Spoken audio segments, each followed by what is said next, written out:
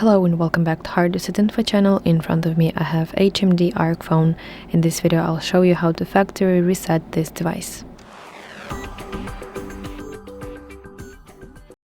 Please remember that factory reset deletes everything on your phone, so only perform factory reset if you really need clean start, or for example if you're selling your device. So let's open settings on your device, and now let's scroll down to section system.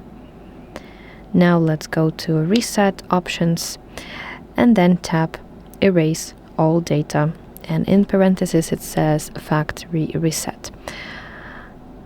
After this, follow on-screen prompts and press erase all data at the bottom side of the screen to confirm action.